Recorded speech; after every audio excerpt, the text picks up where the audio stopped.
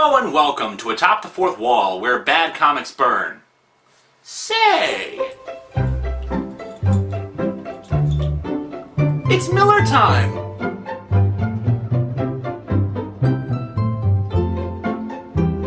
Welcome to Miller Time, a new segment on the show where we chronicle the ever-growing insanity of comic book writer Frank Miller. Who's Frank Miller? Well, here's something we can thank him for. This is Sparta! And this! I don't know about you, but I'm having a ball. And let's not forget how he whizzed on Will Eisner's grave with this! She is my mother. She is my lover. Also, RoboCop 3. But we're not here to talk about the stupid movies based off of his work or the movies he's written, but rather his comics. Frank Miller first got big attention with Daredevil, reinventing the character into the more grim and gritty version that we got to enjoy during his fight with the Surgeon General. He also got major props behind him for The Dark Knight Returns, another book that, like Watchmen, was heralded at its time as one of the most brilliant ever created. But we'll get to that when we review The Dark Knight Strikes Again. But then somewhere along the way, well, Frank Miller went kinda cuckoo. I attribute it to Sin City. Oh sure, Sin City is a fairly interesting take on noir styles in comics, and some of the stories are even entertaining, but it set a precedent for him that I don't think he's ever gotten away from. All of his artwork since Sin City has followed this same blocky noir style, even when it's in color. Sin City established the idea that he couldn't write a female character who wasn't a prostitute. He spent so much time working on Sin City that it's become his standard mode of writing, with choppy, brief sentences that have become a parody in themselves of the grim and gritty era, which he himself derided as stupid. In 1985, he said that Batman is as good and pure a superhero as you can find. Well, 20 years later, he seemed to have forgotten that. The Batman in this book is unheroic, psychotic, and in some parts seems pedophilic even. The All-Star books were meant to be DC's answer to Marvel's Ultimate Universe. New series depicting superheroes starting their careers in a modern setting without decades of continuity to discourage new readers. A new comic reader can start fresh without having to worry about extensive backstory and situations that they may have never heard of. And considering Frank Miller's more hits than misses track record with Batman, it seemed like a natural fit for him to write this series, right? Well, the All-Star books seem to have pretty much become a failure. Oh, don't get me wrong, All-Star Superman is frigging brilliant. I highly recommend it to anyone who wonders why anyone likes Superman. But All-Star Batgirl has apparently fallen through, All-Star Wonder Woman has been in development for years now, and All-Star Batman and Robin, despite being first published in September of 2009, still hasn't finished its 12-issue run. Yeah, in 4 years, they've only managed to get to issue 10. So for our first edition of Miller Time, let's dig into All-Star Batman and Robin number 1 and number 2.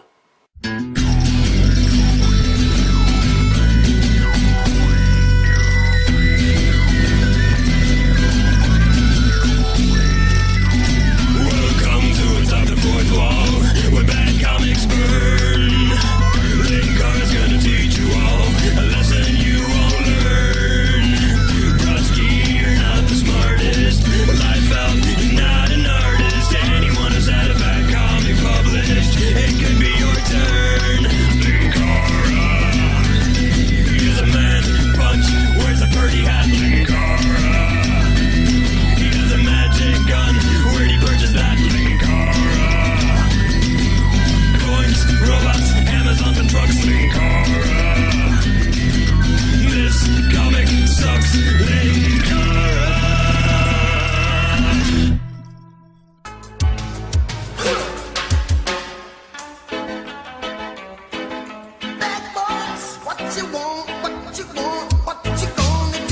There are actually 2 covers available for issue 1, albeit promotional materials combined the 2 images into one, of the same Gotham City background, while one cover features Batman and the other Robin. I'm confused about why they felt the need to split the 2 characters so that they both had the cover devoted to them. I'd think it would make more sense actually to, as a buying incentive, have it be more like a 2-part cover that could be combined into one, but hey, what do I know? We start the action off with a young Dick Grayson performing a mid-air leap. I've got to tell you, while the writing is what kills this book instantly, it's beautifully drawn. Jim Lee is a fantastic artist, And while he delves into the cheesecake a little too often, he's still one of the best pencilers in the industry. Dick states in our ever-helpful narration boxes, "This should get me killed, but it won't. Not that I can breathe with my heart fighting it out with my Adam's apple just now." And suddenly I can't help but think of the Star Trek fight music playing as a 12-year-old heart and an Adam's apple duke it out in a boxing match. Dick goes on to talk about how much he loves his parents and how they'll always catch him, and in the last panel, it shows Dick with his arms spread wide, a happy smile on his face, and a narration box saying, "I fly." I actually have to admit, this opening sequence does work really well. However, the writing of Frank Miller rears its ugly head right here as Dick has apparently contracted Torgo's syndrome. "They're always there for me. They always catch me. Mom and Dad, they always catch me. They're always there for me. They're always there for me." So wait, I'm confused. They're never there for you then? Flip the page, and now we have moved fully into Frank's fantasy world of how women are supposed to be. It's a full-page shot of the Millerverse Vicky Vale. She's strutting around a large apartment with huge uncurtained windows behind her, in pink underwear and holding a martini. The narrator's caption gives us this helpful insight into her character. "Vicky Vale, columnist, gadfly, dictating. She's trouble. The kind of trouble you want. The maiden-form woman. You'll never know where she'll turn up." And what is Miss Vale dictating? "So we got ourselves a man of steel in Metropolis. And why do we call him a man of steel? That does bring certain thoughts to mind. Like a steel pipe to the head! What magazine does she work for anyway? Superhero Innuendo Monthly? In this issue, Die Hard and the reason we want him fighting crime for us." As an aside, when people often cry sexism in comics because of skimpy outfits or skinny bodies, a common reaction is for people to cry out, "But men have it bad too! Men wear skin-tight outfits that show off muscular bodies that we can't hope to compare to!" Yeah, they don't really get the problem. It's not that the outfits are skimpy, it's impractical, but that's not the issue. The issue is that women are drawn that way purely for the titillation of the male reader. There is no friggin' reason for Vicky Vale to be sauntering around her apartment in her underwear. No reason! But perhaps I'm being too harsh on Frank. I mean, it's not like he's having Vicky Vale's ass talk to us or anything, and... oh, never mind. As for the text itself, Vicky continues talking about how Superman is so much better than Batman because of his mightier penis. "So Metropolis gets a man of steel, and what do we get in dear Gotham City? A damn flying rodent, who doesn't even fly." Wait, does he fly or doesn't he? She continues, "Sometimes I despair, dear reader. Sometimes life seems to hold no meaning. They get a man of steel. We get a flying rat. What's a poor girl to do?" Yes, ladies, if you can't find a hot guy in a superhero costume to get all squishy over, your life is pretty much over. Thanks, Frank! So after Vicky pulls a Jim Carrey by speaking through her rear about how much Bruce Wayne is hot, oh, irony, ha ha ha ha, she's interrupted by her buzzer. It's Alfred, who says that Bruce Wayne is requesting her presence. And like Pavlov's dogs, Vicky scurries at the sound of a bell at the prospect of being with her man. In a two-page spread, we see Vicky trying on a variety of perfectly reasonable outfits, albeit now she's also changed her lingerie to black for some reason. Throughout it, she says no less than 4 times, "I'm having a date with Bruce Wayne." She settles on a cleavage-exposing white outfit that even Emma Frost would blush at.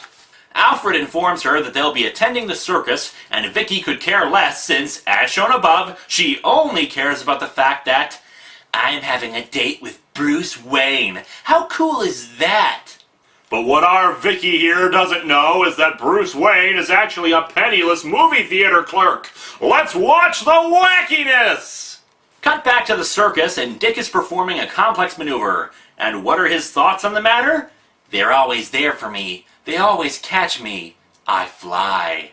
We're 9 pages in, and besides for Vicky's penis monologue, I think we've had a grand total of 4 sentences in this story, which are repeated ad nauseum. Dick fails to grab the next swing bar and starts to fall, prompting audience members to start saying, "My God!" Yes, every single one of the speech balloons that are reactions to this just start off with, "My God!" And I start to wonder if this is supposed to be some kind of sermon. I will say happily that one of the balloons says, "My God, this is horrible," and making me think that the editor slipped that in to give their own commentary on the issue. Vicky is of course naturally worried about the child who is plummeting to his death, but Bruce reassures her that the kid knows what he's doing. Dick suddenly grabs a grappling hook and rope from his armpit, I guess, tosses it up to the swing bar, and manages to stop his free fall. Other than to show off that the kid already has talents that will come in handy when he becomes Robin, why isn't there a safety net for the trapeze? In other comics, I know it was said that they had removed it since this was supposed to be a complex, death-defying stunt to impress the audience, but no dialogue here indicates that's the case here. And while it's certainly cool that Dick can accomplish such a move, wouldn't a net be safer than storing a grappling hook in your armpit flesh? I mean, that's gotta be uncomfortable. Back to Vicky and Bruce, where Vicky comments that Dick's amazing, and in a very creepy moment, Bruce replies, "Yeah, I've had my eye on him for a while. He's something, all right." Vicky, for once acting like the woman she's supposed to be based on, questions him on that comment. However, she quickly succumbs back to the Vicky Vale of Earth Miller when Bruce smiles at her and replies, "I've got an eye for talent." Bruce Wayne, agent of NAMBLA. Vicky realizes something's up, but she's too gaga for Brucey to make the connection. I'm having a date with Bruce Wayne. I'm sorry, I can't follow this plot line. Is she on a date or something? The Flying Graysons take a bow, but then suddenly bullets strike Dick's parents and kill them. What I don't understand is why they felt the necessity to change this little detail of Dick's origin story. Originally, mob boss Tony Zuko was trying to extort money out of the circus, and they refused to budge, so he put acid on the trapeze ropes, killing both of them. This would only leave circumstantial evidence pointing him to the crime. Instead, we now have a shooter who struck down the parents for reasons a new reader doesn't know, and is a major lapse in logic for the criminals, since anyone who brought a gun to the circus and then had to take aim to kill them, as well as they did, would have been spotted immediately committing the deed. Bruce slips off from a shocked Vicky Vale as he too falls prey to whatever mental disease has taken hold of the others, and repeats in his narration captions, "There's no way out." There is no way out of here. It will be dark soon. There is no way out of here. It'll be dark soon. No way. apparently making us believe that Bruce can find a hidden spot to change amidst the chaos of a heavily packed circus tent. Frank has Batman suddenly appear and instantly find the shooter as he flees the scene. He tosses a batarang into the guy, and apparently he even puts snake poison on the edge of it. Batman identifies him as a minor thug. Got myself a 6.5 foot long minnow. There's a lot of food chain to work my way up. But first, the kid.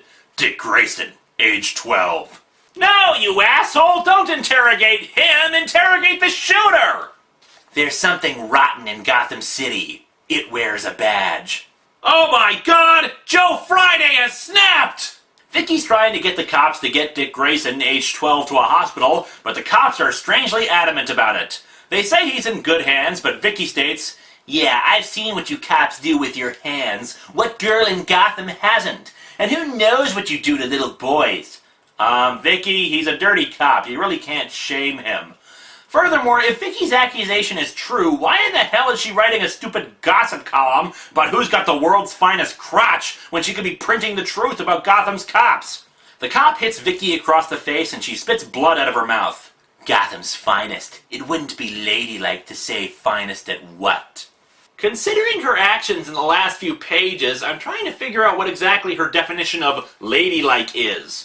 Actually acting like a competent individual for a moment, she commandeers Bruce's car and Alfred comes along for the ride.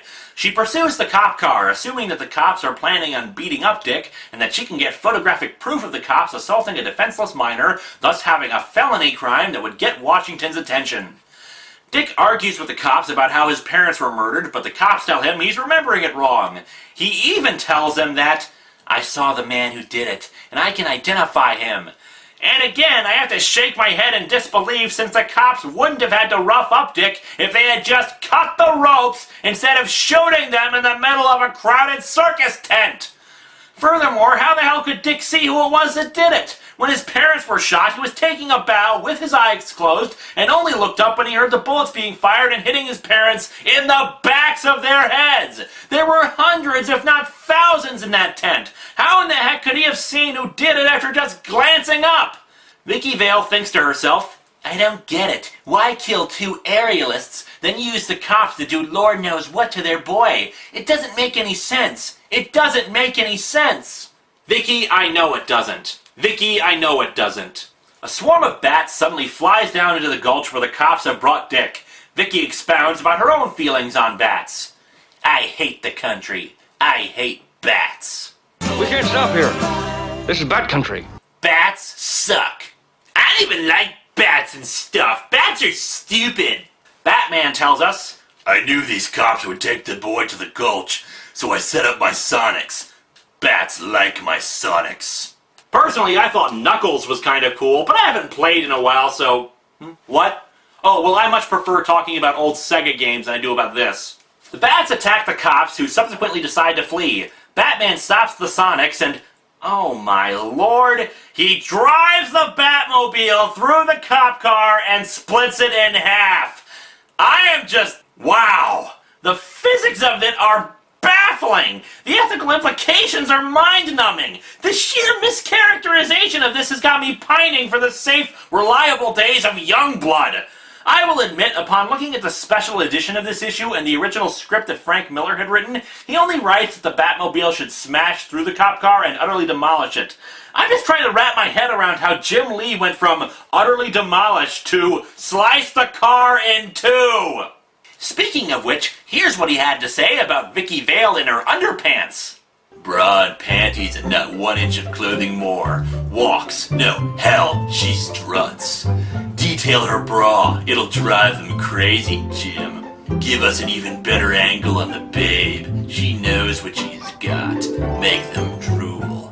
Okay, Jim, I'm shameless. Let's go with an ass shot. Panties detailed. Balloons from above. We can't take our eyes off her, especially since she's got one fine ass. Class act, our Mr. Miller. Batman picks up Dick Grayson, age 12, by the collar and tells him, On your feet, soldier. You've just been drafted into a war. And you had better not be a fan of rock and roll music. Thus, our first issue ends, and somewhere Bob Kane and Bill Finger are crying. For issue 2, besides for the awesome Jim Lee cover depicting Batman standing over a distraught Dick Grayson, an alternate cover was made available by Frank Miller himself. Confusingly, it features Dick Grayson as Robin with Batman's shadow over him while a blood splatter is spread across the comic page. Symbolic of the violent struggle of adolescents being forced to grow up in a harsh and violent world, or just a really lame cover? You make the call! So only a scant hour or so from his parents having been shot in front of him, Batman announced to Dick Grayson that he had been drafted into a war. We open the book on a confusing angle of the Batmobile driving up a really big hill, or a mountain, neither of which I knew were near Gotham, and overlooking the city below. Frank's schizophrenic writing is in full force here as he begins. From up here, Gotham City is beautiful. Aw, well now isn't that just nice and beautiful, like Edgar Allan Poe's Sweet Lenore? Okay, that's kind of weird, but before her small cough brought a spot of blood to her lip and the poet knew she was plagued, doomed. Show of hands, anybody else really freaked out right now? I've just kidnapped a traumatized youngster. Strong boy. For his age, he's damn strong. And then I see a muffled "Urgh" word balloon coming from the Batmobile window, and suddenly my Bruce Wayne Agent of Nambla joke takes on a horrifying new reality. If you'll excuse me, I'm gonna go jab out my eyes and get brainwashed so I can get the horrible thoughts out of my head. As good and pure a superhero as you can find, eh, Frank? On the next page, he continues his stream of consciousness writing as we see a rather confusing image of Batman's glove over half of Dick's face, while air jets within his glove expel some sort of gas from them. I suppose this is meant to calm him down, but then why is he covering his mouth and nose? Dick Grayson, aerialist, 12 years old, brave boy, damn strong. Not that he's got a prayer of escaping my grip, but he's strong. Is he strong? Listen, bud, he's got radioactive blood. Meanwhile, Alfred's trying to fix up Vicky Vale. Here now, dear, here now. Be still, don't fuss. Alfred Pennyworth, just getting started. Oh God, what's he doing to her? Curse you, Frank Miller! Is nothing sacred to you? Well, actually, it seems in the aftermath of Batman's murderous rampage through the cop car, Vicky crashed Bruce's car and banged herself up rather severely. Vicky's still in bad shape, but she tells Alfred that she remembers every goddamn thing, every goddamn moment. Boy, this comic has quite the potty mouth on it, doesn't it? I remember the kid, Dick Grayson, age 12. If you were confused about why I started to always refer to him as Dick Grayson, age 12, your answer's right here. Henceforth, anytime a character refers to Dick, they always have to mention his age for some reason. Vicky exposits, for those who were smart enough not to buy the first issue, I saw it all. Dick Grayson, age 12. He was brilliant. Brilliant. Somebody murdered his parents, right before his eyes. Brutally. Brutally. It was brutal. So, was it brutal? The narration caption explains to us who this is. Vicky Vale, columnist, bearing witness. Louis Lovehog, comic book reviewer, bearing the pain of this comic. Vicky continues to explain how Dick was taken by the cops like they had something to hide, and once again reminding me how if the cops had been responsible for the murder, they had less common sense than the Watergate burglars. And then Batman showed up and kidnapped him. Oh, and it was brutal, apparently. As Vicky wonders why Batman would kidnap Dick Grayson, she thankfully falls unconscious so she can shut up. Back to Batman, where he explains about his world. My world. Welcome to my world, Dick Grayson. Bats and rats and warts. Warts? What? And all. You poor boy. You poor little bastard. Welcome to hell. Hell. Or the next best thing. Jeez, can you imagine anyone narrating their own life like this? I entered the dentist's office. It was cold. Cold. Cold. Cold like the night my parents got their heads blown in. It's full of cavities and gingivitis and sharp, pointy things. Ow! Ow! Get a job, you hippie! Anyway, Batman explains that the gas was supposed to knock Dick unconscious. Well, maybe you shouldn't have put your hand over his mouth and nose that moron, and instructs him to sleep. The world I'm going to wake you up to will be no better than the world you already know. Well, he could have still had a fun, prosperous life if the circus had adopted him, but you kind of screwed over that after you kidnapped him, you jerk. Actually, I think he was planning on doing this even if his parents hadn't been killed. He did say that he had an eye on him. Dick realizes that Batman's not speaking with his own voice, but a fake one. It's like he's doing some lame-ass Clint Eastwood impersonation. Okay, I don't actually have a problem with Christian Bale's Batman voice, but here you go. Where were the other drugs going? Do I look like a cop? Where are they? Where are they? So sleep tight, punk. Punk is nothing but death and crime and the rage of a beast. Sleep tight, my ward. Huh? What's that? What the hell's a ward? Shut up, I'll do the talking here. Ooh, bat-owned! The worst part of all of this is that he keeps talking about putting Dick through hell, and he's smiling about it. Forgive my squirrely ignorance, but didn't Batman swear that he'd make sure that no one had to go through the same kind of crap he had to go through when his parents died? On the next page, the moment of truth. The moment everyone remembers this comic for. Dick Grayson asks, "Who the hell are you anyway, giving out orders like this?" To wit, Batman, the man who can breathe in space, the man who could take out Galactus if he had a week to plan, and the man who will never quit as long as he can still draw a breath, responds, "What are you, dense? Are you retarded or something? Who the hell do you think I am? I'm the goddamn Batman!" Ladies and gentlemen, we have an internet meme! Dick Grayson, age 12, is unimpressed with the goddamn Batman, and he slowly comes to realize that his parents were killed a few short hours ago. My parents were murdered! Somebody blew their brains out! And as if Frank Miller realized that he was giving Dick Grayson, age 12, too many lines, and not enough goddamn Batman, Dick also thinks, no, don't go there. Not now. Yeah, Frank, save the angsting for a comic that doesn't suck. Batman grumbles that the kid isn't getting scared no matter what he does. Bats, you just kidnapped him, shoved him in a car, and yelled at him about how you were going to make him your ward, and you were grinning about it. I think the kid is crapping his pants right now, but just doesn't want you to know about it. All of a sudden, police cars and motorcycle cops appear and start chasing down the Batmobile. Dick tries to get Batman to pull over, but he realizes that they aren't interested in arresting them anymore.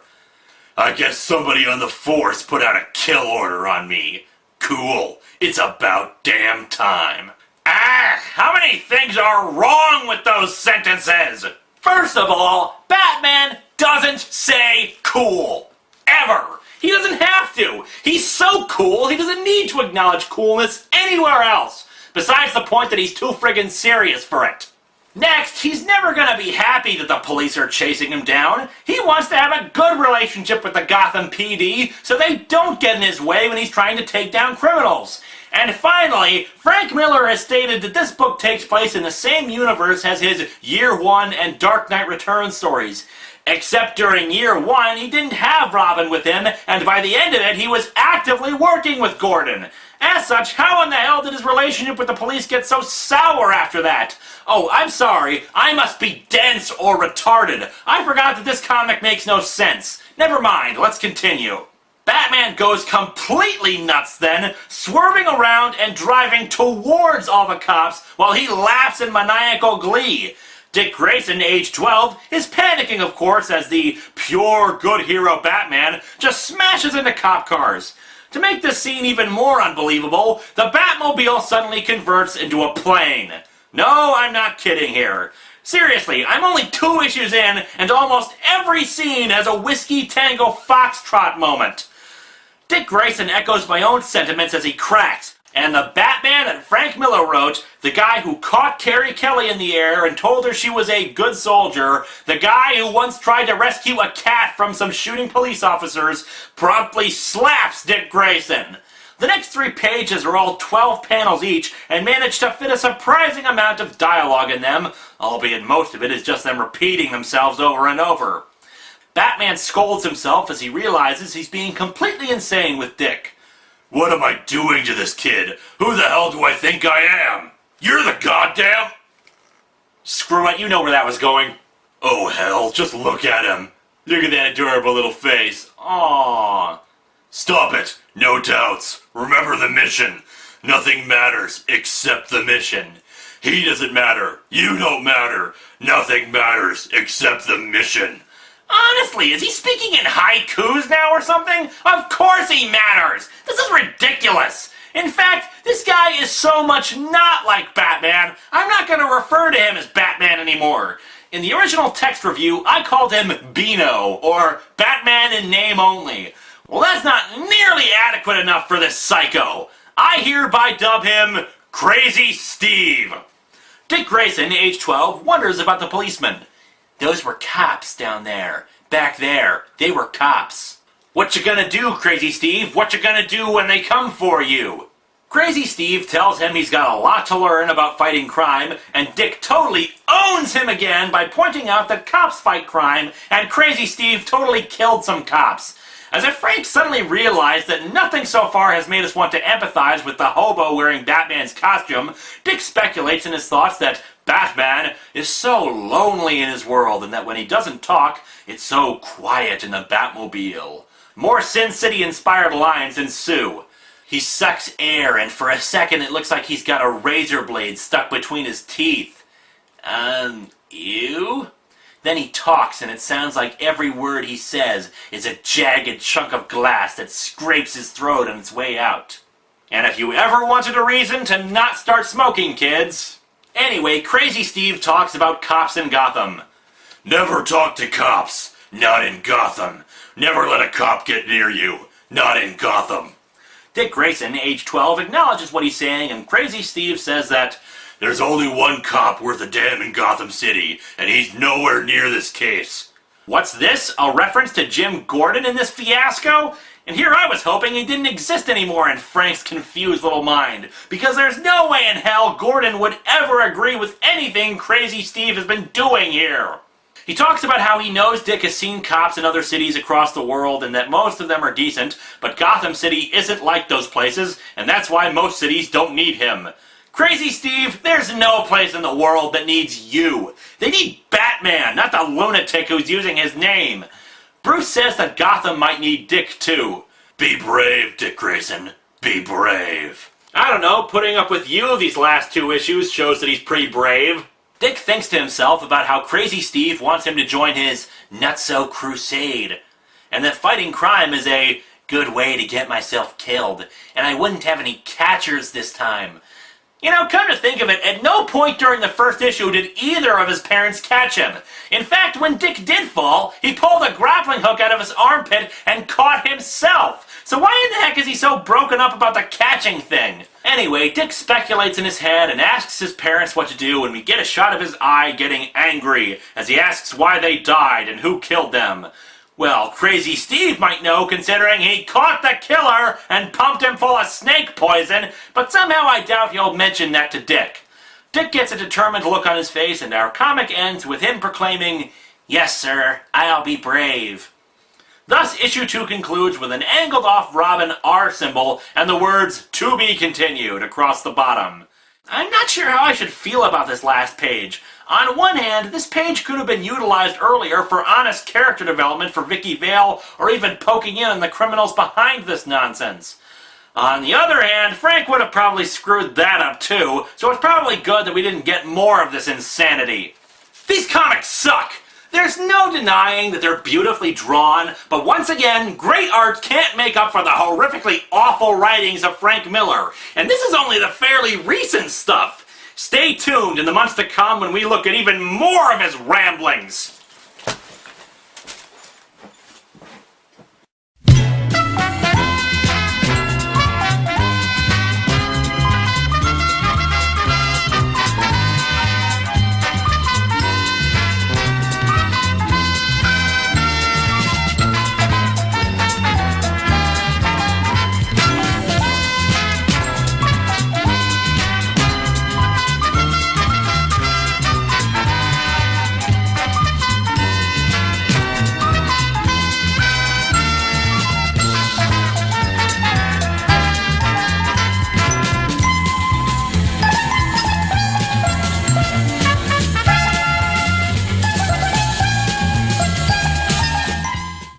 Still, it wouldn't be bad if people knew a little more about Superman.